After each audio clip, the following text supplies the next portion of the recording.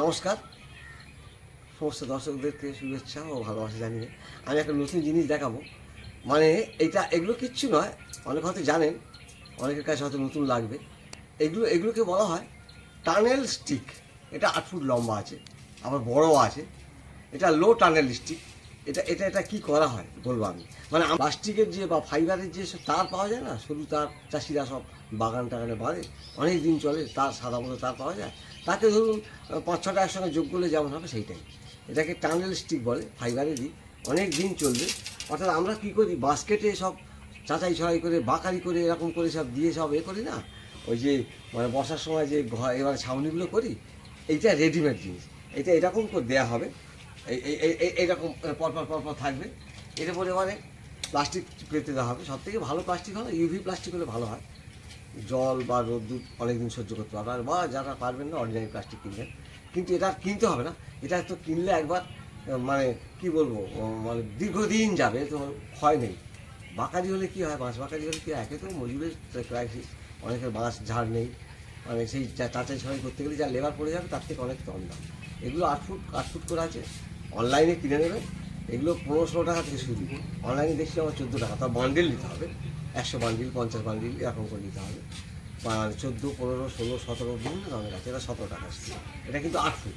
এটা লো টানেল, মানে এরা এইরকম যেরকম যে হচ্ছে, এর উপর তো ছাউনি হয়ে আছে, এর উপর ছাউনি হয়ে আছে, আমি দেখাচ্ছি। আবার ওয়াকিং টানেল আছে। ওয়াকিং টানেল মানে আরও লম্বা, এরকম মানুষ মাথা দিয়ে ওর নিচে গলে যাবে, মানে মানুষ হাঁটাহাঁটি করবে, সেটা হলো ওয়াকিং টানেল। মানে ওয়াকিং টানেলটা হলে দাম বেশি হবে, এরকম উঁচু কিনবে।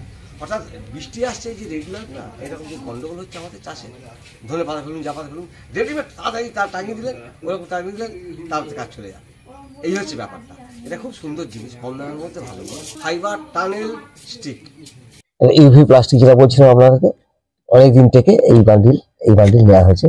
আর এটা ওই টানেলের যে বললাম, টানেল স্টিক যেটা বলছিলাম, এই টানেল স্টিক এর মধ্যে আছে। এটা করা হয়েছে, আমি দেখাচ্ছি চলুন।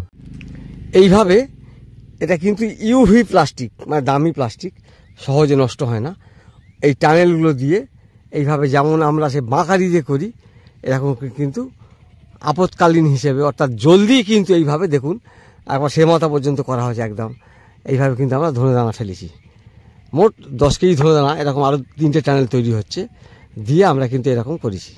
আপাতত এই একটা বীজ পড়েছে এখানে, প্রায় 3 কেজি বীজ পড়েছে এখানে।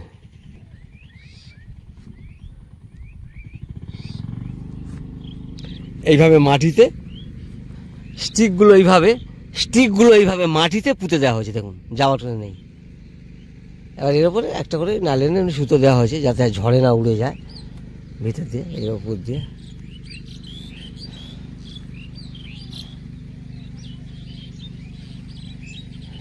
যেমন আমরা বাঁকারি দিয়ে করি, কিন্তু বাঁকারি তো লাস্টিং করবে না। বাঁকারি কত জোর, বড় জোর 2টো সিজন চলবে, আর এ অন্তত 7-8 বছর চলবে। এবার মাটি চাপাও দেওয়া হয়েছে, যাতে ড্রেন দেওয়া আছে, মাঝখানে মাটি উঁচু, এইভাবে তৈরি করা হয়েছে। দেখুন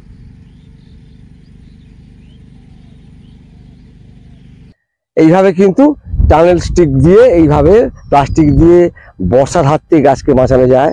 আধুনিক প্রযুক্তি বেরিয়েছে, যেগুলো হয়তো সকলের জানা নেই বলেই দেখালাম আমি আর কি। এইভাবে কিন্তু করতে হবে, দেখুন এইভাবে টানেল দিয়ে এইভাবে করতে হবে। দেখুন